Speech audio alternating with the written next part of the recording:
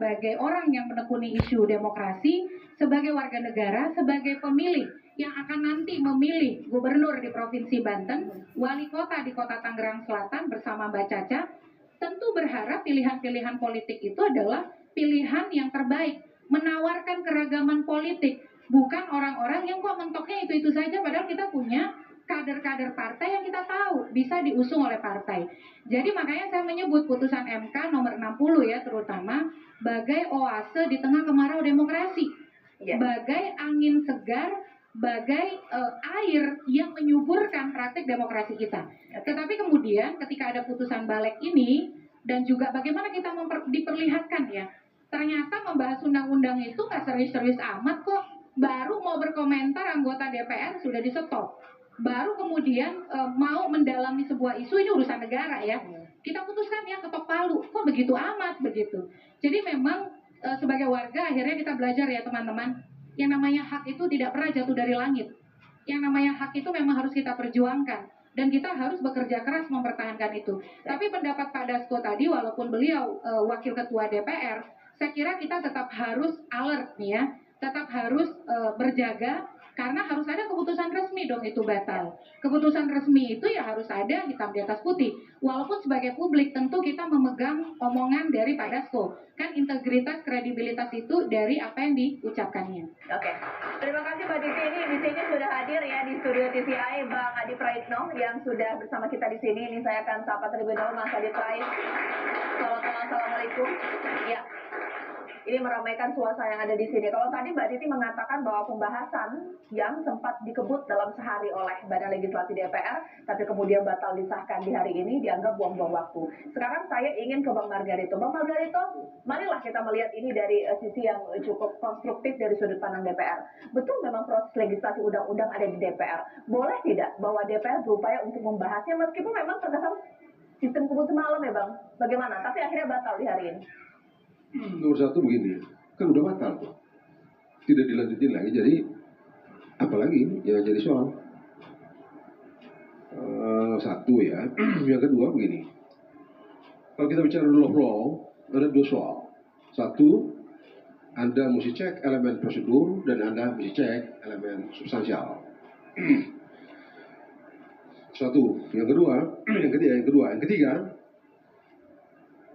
kalau Anda belajar rule of law, negara hukum, tidak ada wewenang atau wewenang semua lembaga negara, apapun namanya itu, hanya berasal dari dan diberikan oleh Undang-Undang Dasar. Sekarang mari kita cek. Pasal 28C ayat 1 itu bilang, Mahkamah Konstitusi berwenang mengadili pada tingkat pertama dan terakhir yang putusannya bersifat penal untuk menguji, bukan untuk membuat norma. Titik situ deh, terus panjang tuh. Cek aja nih, yang putusan Mahkamah Konstitusi yang jadi ribut-ribut sekarang ini, atau gaduh sekarang ini. Bikin norma nggak tuh? Dia bikin norma. Dia ambil orang punya pekerjaan, punya wewenang. Wewenang dia cuma tulis uji. Uji itu berakhir dengan sah atau tidak sah. Mau senang atau tidak senang, karena begitu teksnya. Nah, itu satu. Putusan final itu bukan tidak ada mengikat, tapi konsekuensi dari final mengikat. Final mengikat itu bermakna bahwa tidak ada judiciary challenge atau judiciary proses yang untuk challenge. Tidak. Nggak ada, nggak bisa di challenge lagi. Ya sudah begitu, putusnya sudah final. Karena nggak bisa banding, nggak bisa kasasi, nggak bisa bla bla bla bla. Kalau di PN kan bisa itu.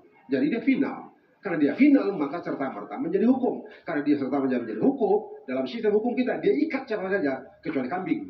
Kecuali kerbau misalnya. Itu nggak bisa, karena hukum itu hanya ditujukan pada perbuatan orang. Tidak ada ditujukan pada yang lain-lain. Jadi itu doang. Nah sekarang, kalau DPR menggunakan wewenangnya, terus apa yang salah? Cuma memang, tadi saya bilang gitu ya, dari rule of law ada dua soal, ada substansi dan ada cek elemen substansial dan cek elemen prosedural. Karena kalau kita cek elemen prosedur, satu di antaranya tindakan-tindakan organ negara itu by prosedur. Dalam kasus ini, pagi tadi kalau nggak salah ya, pagi tadi apa? Tadi kalau nggak salah saya bilang, sejauh yang saya cek, terlihat ada masalah dari segi prosedur. Sejauh yang saya cek, terlihat ada masalah. Baik.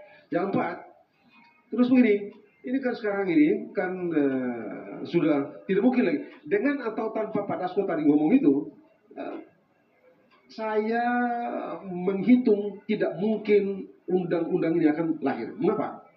Besok Jumat, belum paripurna. Katakanlah kalau dilanjutin besok. Tidak mungkin paripurna di hari Senin, terus hari Selasa jadi undang-undang. Tidak mungkin. Jadi, ya, udahlah. Konsekuensinya yang pakai sebagai dasar adalah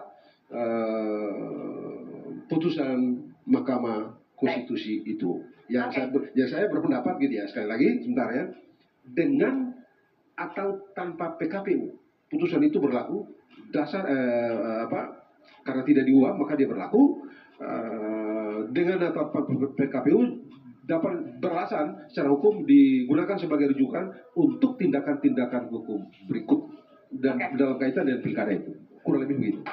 Baik, sudah cukup jelas ya dari dua pakar hukum tata negara kita bahwa Pilkada 2024 akan merujuk kepada putusan MK 60. Itu artinya bahwa banyak partai, banyak calon nanti akan bisa masuk kontestasi politik di Pilkada 2024. Implikasi politiknya seperti apa?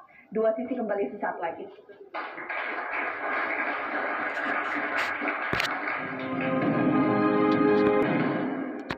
Seperti apa? Bang Kodari, ini apa kemudian akan terjadi dalam peta politik ke depan? Saya kira secara garis besar tidak banyak perubahan sebetulnya. Walaupun misalnya PD Perjuangan mengatakan dengan aturan yang ada potensial 150 kota kosong. Saya kira mungkin di atas kertas ya barangkali. Tetapi sesungguhnya karena ini sudah mendekati pendaftaran, maka konstelasi politik itu sudah berjalan sangat jauh. Walaupun kemarin misalnya belum ada wacana revisi undang-undang pilkada oleh DPR, artinya posisi masih keputusan Mahkamah Konstitusi, itu PKS pun sudah keluar pernyataan bahwa ya sudah terlambat untuk melakukan perubahan. Artinya PKS pun tidak mungkin mengajukan calon yang lain, walaupun akibat dari keputusan MK tersebut PKS misalnya bisa mengajukan calon sendiri gitu. Jadi saya kira sebetulnya implikasi politik dari berlakunya undang-undang atau berlakunya keputusan Mahkamah Konstitusi itu mungkin tidak sedramatis seperti yang diduga orang. Ya walaupun kemudian memang yang bisa berubah itu konstelasi di daerah yang paling banyak mendapatkan liputan dan sorotan, yaitu Jakarta. Di mana per hari ini ya kalau betul tidak ada revisi undang-undang pilkada, maka PDI Perjuangan yang tadinya sendirian tidak bisa mengajukan calon, bisa mengajukan calon. Jadi pertanyaannya sekarang udah geser nih. Apakah PDI Perjuangan akan mengajukan Anies, yang menurut saya akan menjadi kejutan yang lebih besar daripada keputusan MK dan rencana revisi undang-undang pilkada, ya, atau dia akan tetap mengajukan kadernya sendiri, seperti Ahok misalnya. Nah, saya mau mengatakan begini, sebetulnya karena sudah tidak perlu berkoalisi lagi, apa alasan PDI mau mengajukan Anies? Karena dia bukan kader. Sementara kadernya sendiri berulang-ulang kali dikatakan surveinya cukup tinggi, mendapatkan dukungan masyarakat yang luas di Jakarta, yaitu Basuki Cahayapurnama. Begitu ya? Menarik ya, bahwa tidak terlalu banyak nanti peta politik akan berubah. Tapi Mas Adi Praetno punya pendapat lain tidak? Bisa jadi nggak sih kalau Kim Plus ini tidak akan sesolid sekarang? Karena partai politik dalamnya akan berhitung kalau kita bisa mencalonkan calon dari partai kita, kenapa tidak? Ya, kalau saya agak sedikit berbeda bahwa konstelasi politik akan berubah secara signifikan. Terutama partai-partai yang awalnya dikucilkan, ini punya kesempatan untuk bisa mengusulkan calon. Sebut saja misalnya PDIP, ini kan kesannya di berbagai tempat nggak diajak dalam koalisi Kim Plus. Di Jakarta, mungkin juga di Banten dan di tempat yang lain. Oleh karena itu, yang saya sebut berubah itu adalah ketika misalnya dipersepsikan PDIP itu tidak akan mengajukan di sejumlah tempat karena dia kurang kursinya, ya saya kira dengan adanya putusan Mahkamah Konstitusi dan DPR membatalkan revisi terkait dengan Undang-Undang Pilkada, maka PDIP punya kesempatan, atau partai yang lain juga punya kesempatan untuk mengusung calon gubernur, bupati, dan wali kota. Nah problemnya misalnya kalau dalam case di Jakarta, apakah betul PDIP itu akan usung Anies? Bagi saya opsinya harus dengan Anies, kalau untuk mengalahkan Ridwan Kamil dan Suswono. Karena kalau melihat argumentasi elektabilitas Ahok Ahok memang runner up, tapi mentok suaranya. Nggak ada tambahan dari ceruk pemilih yang lain. Berbeda dengan Anies yang saya kira captive marketnya jauh lebih terbuka dan mendapatkan expose untuk mendapatkan dukungan yang lebih signifikan.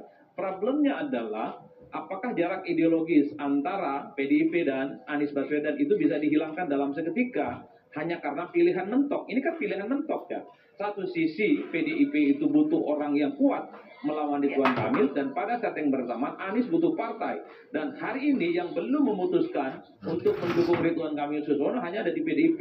Pilihan mentok ini yang saya kira akan menghilangkan sekat-sekat ideologi antara Anies dan PDIP. Atau di tempat yang lain, di Banten, konon Golkar sedang merevisi dukungan politiknya ke Airin yang punya elektabilitas yang tinggi. Apakah mau PDIP misalnya menyediakan kartu sebagai syarat untuk Airin bisa maju dalam pilkada? Kalau itu yang dilakukan menurut saya mantap ya. Jadi karena borong partai itu terjadi di berbagai tempat, provinsi, kabupaten, dan kota, nggak bisa maju karena ambang batas. Dengan adanya putusan Mahkamah Konstitusi, bukan tidak mungkin partai-partai yang dikucilkan itu menawarkan tiket untuk bisa maju. Siapa tahu misalnya kalau Airin tertarik dan nggak diusung oleh Golkar, PDIP minat, maju ini bareng, bisa melawan dengan Andra Soni. Mbak Titi dan Caca sebagai orang Banten kayaknya ngangguk-ngangguk aja ini, oke gitu ya. Atau di tempat yang lain, di tempat saya, ini kan hampir juga melawan kota kosong. Di situ yang petahana PDIP. Ada partai-partai yang lain yang selama ini tidak cukup untuk mengusung calon sebagai calon bupati, itu bisa usung, seperti PKB dan seperti P3. Itu artinya apa? Partai politik yang selama ini terkesan tak punya teman, dikucilkan, karena misalnya dia adalah partai politik yang duafa, nggak punya logistik, dengan adanya peraturan yang baru ini punya kesempatan untuk bisa bertanding. Hai partai politik, ingat bahwa Anda itu bikin partai tujuannya adalah untuk memproduksi calon pemimpin, bukan hanya menjadi pelayan kekuasaan. Bang Kodari, boleh ditanggapi. Jadi sebenarnya apakah akan membuat situasi konstelasi koalisi ini akan chaos? Karena waktu tinggal beberapa hari lagi loh. Iya, sebetulnya begini, PDI Perjuangan itu ada keputusan dari Mahkamah Konstitusi atau tidak. Di banyak daerah dia sudah bisa maju sendiri. Misalnya seperti di Sumatera Utara, bisa maju dia dan sudah mengajukan Edi Rahmayadi. Kemudian di Jawa Tengah misalnya, bisa maju dia. Kabarnya mau mengajukan Andika gitu. Itu sebabnya saya bilang sebetulnya kalau kita bicara daerah-daerah, terutama daerah-daerah strategis, itu tidak akan terlalu banyak perubahan. Untuk Banten sendiri memang dari kalkulasi politik, dari kalkulasi kursi partai, PDI Perjuangan bisa maju sendiri dan Airin bisa lewat situ. Tetapi pertanyaannya apakah Airin akan maju lewat PDI Perjuangan? Itu kan satu kompleksitas tersendiri. Nah, ada satu yang belum disebut oleh Adi Praitno soal Pilkada 2024. Pilkada 2024 ini berbeda dengan pilkada-pilkada sebelumnya. Karena di Pilkada 2024 ini jaraknya tidak jauh dengan pemilu nasional. Nah, karena ada pemilu nasional dan berkaitan dengan penyusunan pemerintahan pada bulan Oktober, maka berarti koalisi itu ya itu di mana? yang Ini sorong-sorong tadi Koalisi mayoritas. bukan terakhir, Dikucilkan. bukan Apa? pelayanan apa tadi?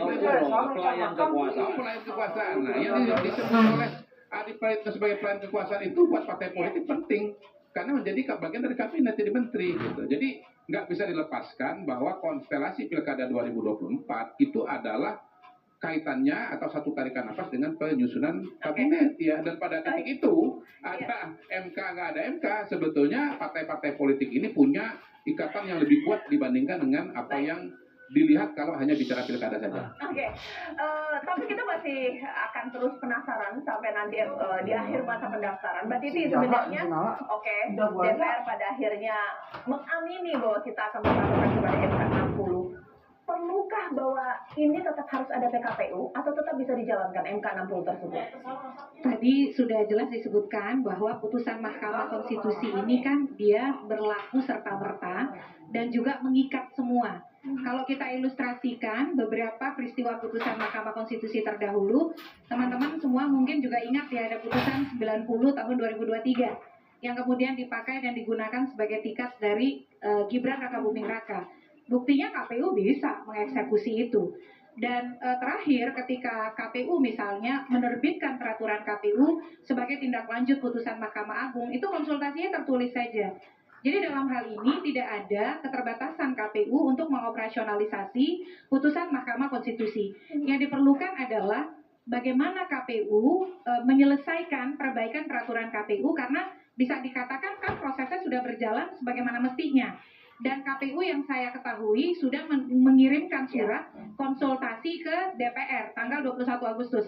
Sekarang untuk realisasi pernyataannya Pak Dasko tadi, itu realisasikan dong konsultasi pembahasan peraturan KPU. Kita harus tetap, makanya tadi harus tetap berjaga, harus tetap alert. Jangan sampai nanti ya teman-teman dan Bapak Ibu semua, ketika konsultasi peraturan KPU, undang-undangnya batal tapi masuk di peraturan KPU. Nah, itu juga kita tidak harapkan. Oleh karena itu, inilah ujian juga kemandirian bagi KPU. Laksanakanlah putusan Mahkamah Konstitusi sebagaimana mestinya, karena yang ditegakkan itu adalah pemilu luber dan jurdil, bukan untuk kepentingan kelompok atau klan politik tertentu. Baik, ini sangat menarik. Nanti Bang Margarito Kamis akan menjawabnya. Mungkin tidak oke kita kembali kepada MK 60, tapi secara implisit ataupun juga eksplisit, hal tersebut termaktub dalam PKPU atau peraturan dibuat oleh KPU sesaat lagi di dua sisi. Merujuk pada MK 60, atau jangan-jangan ada pasal yang multi tafsir tadi. Bang Margarito, mungkin tidak seperti itu yang akan terjadi. Begini, pertama begini, saya mungkin satu-satu orang yang tidak mau KPU itu berkonsultasi dengan DPR dan pemerintah dalam bikin PKPU. Why? Setuju, Pak. Kenapa? Apa bedanya ini dengan Mahkamah Konstitusi? Apa bedanya ini dengan Mahkamah Agung? Semua berstatus hukum sebagai organisasi organ mandiri. Kenapa mereka mesti mengkonsultasikan sesuatu yang mau dilakukan dengan dua organ ini? Dari segi konstitusi ya, dari segi konstitusi. Dan itu ada Mahkamah Agung, Mahkamah Konstitusi bikin peraturan ya bikin aja tuh. KPK kalau bikin peraturan bikin aja tuh. Sebagai lembaga yang mandiri. Itu secara konstitusi. Yang kedua begini, ini barang kan jelas nih di dalam amar putusan tuh. Kan mau ngatur apa lagi? Nah, supaya jangan nanti atur, tadi kayak Titi bilang itu nanti atur dia tulis sembarangan lagi di dalam, tambah kacau lagi. Atau bikin kekacauan baru. Berarti nggak perlu PKPU, Bang? Nggak usah, kalau saya nggak usah. Putusan Mahkamah Konstitusi itu, putusan Mahkamah Konstitusi itu kan hukum tuh. Namanya saya tulis jelas dalam tuh. Kamu tulis apa lagi tuh? Kamu bikin apa lagi dalam? Nanti kamu tulis bikin peraturan barunya, kamu tambah kurang sesuai dengan kamu punya mau, jadi kekacauan lagi. Oke, baik. Begitu, jadi kalau saya sih enggak, kan selalu saya selama ini saya berpendapat bahwa sejauh tidak ada perubahan, maka putusan Mahkamah Konstitusi itu bersemayam status hukum sebagai hukum dan dia sah menjadi preferensi untuk melakukan tindakan-tindakan hukum. Dan kalau kembali ke dalam kasus ini, sejauh yang saya dengar dari berbagai macam diskusi ini, kan sudah ditulis jelas tuh. Dan kalau sudah jelas, ngapain lagi mau tulis-tulis lagi bikin peraturan, bikin cari kerjaan itu? Oke, sekarang saya mau ke Mas Adi Praitno ya. Kita tidak tahu nanti apa akan terjadi ke depan kontestasi Pilkada 2024, siapa yang nanti akan didaftarkan pada saat pendaftaran hingga akhir pendaftaran. Mungkin tidak, upaya pencegahan, upaya untuk membuat status ini sangat nyaman, kompetisi tidak terlalu aktif gitu ya, adem ayem saja, Kimplos mendominasi akan terjadi, seperti itu? Begini, Caca, kalau kita sebenarnya tidak terlampau penting partai mana dan calon apa yang bisa berkompetisi, yang paling penting kita syukuri dari putusan Mahkamah Konstitusi itu adalah partai-partai yang selama ini kesulitan mengusung kadernya bertanding bisa bertanding. Itu aja dulu. Ini adalah satu kemewahan di mana tak ada upaya untuk memborong partai sehingga pilkada itu ada kecenderungan melawan kotak kosong atau calon yang kemudian tunggal tapi tak ada lawan. Itu yang sebenarnya kita tidak ingin. Karena hakikat pemilu, hakikat pilkada dan demokrasi itu adalah pertandingan antara orang dengan orang, bukan antara orang dengan kotak kosong. Oleh karena itu, apakah kemewahan ini bisa dimanfaatkan oleh partai politik yang misalnya sudah terlanjur menentukan koalisi politiknya karena tidak mendapatkan tiket, atau justru akan membatalkan misalnya gara-gara ada kesempatan untuk memajukan kader? Sebut saja misalnya PKS, kenapa misalnya dia pindah ke lain hati bergabung dengan KIR? Dulu argumennya karena nggak cukup kursinya. Apa bisa dengan adanya putusan Mahkamah Konstitusi ini PKS bisa tarik dukungannya, memajukan Sohibul Iman, kader yang lain untuk maju di Jakarta. Mengingat di Jakarta itu adalah kandangnya PKS, pemenang pileg di 2024. Ini kan soal challenge sebenarnya. Oleh karena itu bagi saya ke depan adalah berani tidak partai-partai politik yang selama ini misalnya kebingungan, kesulitan, tak punya partner untuk bisa bertanding, sekarang bisa bertanding. Ya. Kan esensi dari putusan dari Mahkamah Konstitusi ini adalah mengkonfirmasi dari keluhan begitu banyak partai politik. Mereka ngeluh dari dulu. Soal threshold ini menjadi belenggu bagi mereka. Nggak bisa memajukan kader potensial, nggak bisa bertanding gara-gara mereka nggak cukup syarat. Nah sekarang gembok itu sudah dibuka kok oleh Mahkamah Konstitusi. Bisa tidak partai politik itu tidak hanya berkongsi pada satu kekuatan politik, tapi muliakan kader-kader terbaiknya, usung dia untuk bertanding, kalah menang itu urusan belakang. Bagi saya itu prinsipnya. Berarti analisisnya bahwa Kimplas itu tidak akan sesolid seperti sekarang dengan ada putusan MK 60 begitu? Tapi kalau yang sudah memutuskan pilihan politik seperti di Ya. Jakarta, seperti di Jawa Timur, rasa-rasanya dukungan politik itu susah untuk ditarik. Tapi di tempat yang lain, yang masih ancang-ancang, masih membangun konsolidasi, membangun komunikasi, saya kira masih ada kesempatan untuk melakukan opsi-opsi lain selain berkongsi dengan di tempat yang lain. Kalau di Jakarta saya kira sudah definitif semua partai deklarasi menyatakan dukungan. Tapi di ratusan kabupaten kota dan provinsi partai yang masih belum menentukan pilihan gamang. Ya. Sekarang ada keindahan bahwa mereka juga bisa head to head dengan siapapun, mau dari Kim, mau dari non Kim, siapa saja masih bisa dilawan. Problemnya adalah bisa tidak kita tagih janji politik dari partai itu, Baik. bahwa mereka itu adalah sebagai tempat untuk melahirkan calon-calon pemimpin di masa yang akan datang. Pilkada itu adalah tempat untuk menokohkan kader-kader partai. Kasihan kader partai yang sejak dia lahir, dia berkampanye, membangun visi misi kaderisasi, tapi ujung-ujungnya tidak diusung oleh partainya. Naif sekali kalian itu kan. Kalau begini ceritanya, untuk apa berpartai politik? Mending ikut Majlis Talim aja. Oke, sekarang Ya, mungkin kalau bisa ya saya- bagaimana Pak Margarito? Inilah. Saya rasa di masa akan datang ini kita mesti serius berpikir soal kota kosong itu. Nggak masuk di akal. Mengapa tidak masuk di akal?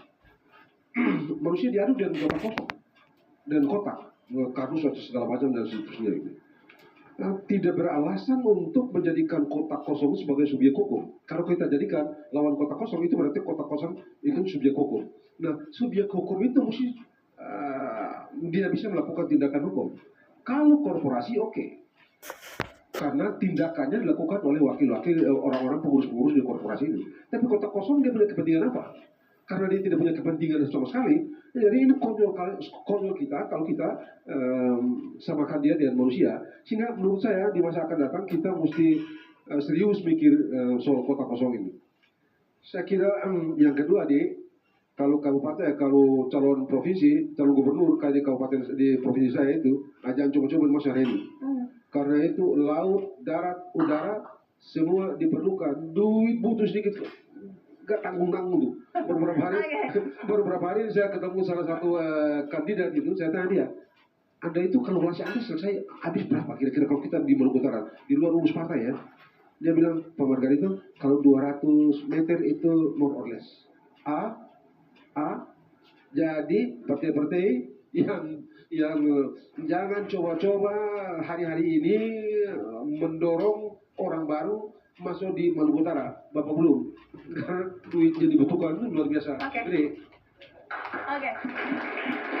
Bang Kodari, sebenarnya saya ingat persis di program sebelumnya itu waktu putusan MK 60 keluar, semua partai mengatakan kita akan hitung-hitung dulu, kita akan pikir-pikir dulu. Itulah politik bahwa tidak ada yang pasti. Sekiranya dalam Kimplas, partai mana yang punya potensi untuk keluar? Bisa jadi mungkin PKS mengusung Anies kembali, atau mungkin PKB itu seperti apa? Bentar, saya buat hitung-hitungan ya. Tadi kan di Praitno ini, wah, ini akan ada perubahan. Partai-partai, majukanlah kandidat Anda gitu. Walaupun setelah dengar Bang Margarito mikir juga, emang segampang itu. Penting maju-maju aja, menang kalau tendangan. Pusing, bawa belur. Karena medannya begitu berat ya, tempat duduknya begitu banyak. Jadi pada hari ini, PDI Perjuangan saja, ini kalau saya nggak salah catat ya, makanya saya bongkar-bongkarnya dan saya pakai kalkulator ini. Tahap pertama dia sudah menetapkan 306 calon kepala daerah kepala daerah untuk 306 wilayah. daerah hari ini mengeluarkan rekomendasi untuk 169 daerah. Saya tambahkan 475. Kalau total wilayah sekitar 550, itu sudah 86% gitu loh. Jadi sebetulnya ini yang saya bilang tadi, bahwa proses-proses politik yang terjadi itu sudah mengerucut. Dan karena itulah kemudian, kalaupun ada implikasi dari putusan MK, itu nggak sebanyak yang diduga oleh orang gitu. Itu satu. Yang kedua pertanyaan Caca. Kira-kira partai mana punya potensi untuk keluar dari Kim Plus? Ya mungkin secara analisis saja ya. Saya- Paling goyah imannya dengan MK 60 ini. Per hari ini ya, Gelora yang sudah bikin goro-goro aja. Tetap masih mau bertahan dia. Goro-goro, Bang. Tapi Teriak, kasih teriak. berkah. Iya. Goro-goro buat yang sebelah sono. Iya, udah.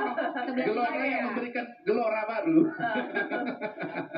Itu pun masih tetap ingin di dalam. Jadi saya belum oke. melihat ada tondo-tondo bahwa partai politik yang sudah berkoalisi dengan koalisi Indonesia Maju ini, berkoalisi dengan rencana pemerintahan Ya. itu akan keluar. Saya nggak ngelihat per hari ini yang berada di luar pemerintahan itu cuma satu, PDI Perjuangan. Baik. Dan karena itu kalau ada geliat-geliat, ya ada pergerakan-pergerakan, sumbernya adalah dari PDI Perjuangan. Masalahnya tadi kita udah hitung pakai kalkulator. PDI Perjuangan sudah 475 wilayah. Oke. Di mana lagi dia mau bergerak-bergerak? Barang ini sudah jadi, Bos. Gitu. Oke, ya Mbak Titi ini boleh tanggapi ya. Sebenarnya dengan sebelum adanya MK 60, seakan-akan kita membuat grand design bahwa untuk Pilkada 2024 koalisi yang besar akan memenangkan kontestasi. Padahal kita tahu kalau Pilkada 2024 yang akan jadi pemenangnya adalah mereka yang paling dekat dengan rakyatnya. Karena ini konteks kedaerahan begitu cukup kental pemirsa. Sesaat lagi di Dua Sisi.